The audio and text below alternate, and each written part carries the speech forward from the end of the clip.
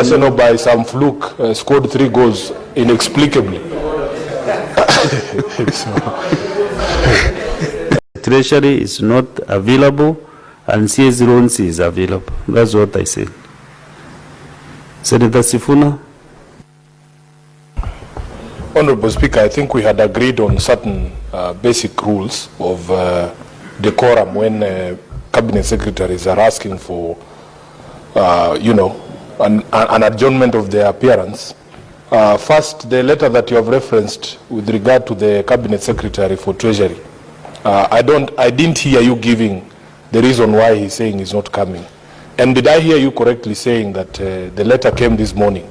I think, Honorable Speaker, we had set certain rules that indeed if a CS is unable to come, they need to communicate earlier and not on the day of the sitting. And secondly, that they have to state proper reasons for the absence, because this is also an important exercise. You can't just say I'm not available. So maybe you can clarify for me those 2 issues, Honorable Speaker. Senator Sifuna, I clearly explained the reason, and I saw your eyes were we were on contact with you when I was giving the communication. And I said that the letter says, however, given other prearranged official engagements, I will not be in a position to attend the Senate plenary as scheduled. That's the explanation that I have in this letter.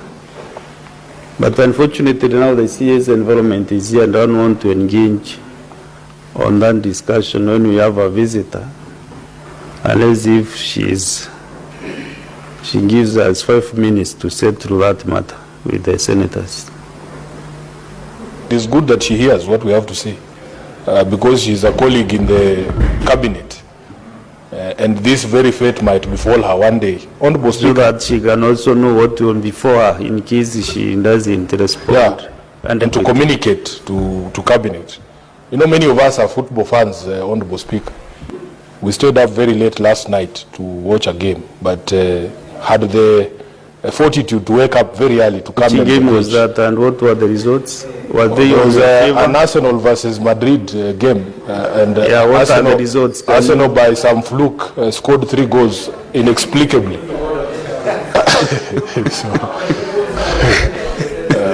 No, the Speaker has asked a question. By a fluke, Honorable Speaker, Arsenal were able to score 3 goals. So, Honorable Speaker, the point I was making is that we still... Now I can even give you more minutes if you talk nice of Arsenal. I can give you 3 more minutes. I would rather just sit down, Honorable Speaker. I really have nothing nice to say as a Chelsea fan myself. But the point I was making, Honorable Speaker, is the point of communication. It's critical for us to, as a House, to set down a marker. That if there were prior engagements, the moment that the CS receives the letter, and he has prior arrangements on that date, it is only fair that he notifies the House that that day clashes with prior arrangements. Secondly, Honorable Speaker, what you have read is not an explanation. That's not an explanation. If you tell somebody that there were prior arrangements, that's not an explanation, that's not a reason. At least sometimes we hear some people say, oh, we had a meeting at State House or cabinet meeting at State House, or I am engaged in security operations somewhere.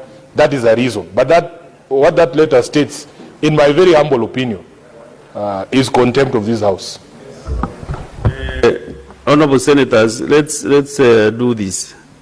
The CS for Environment has only 1 question. We engage her on that question once she exits.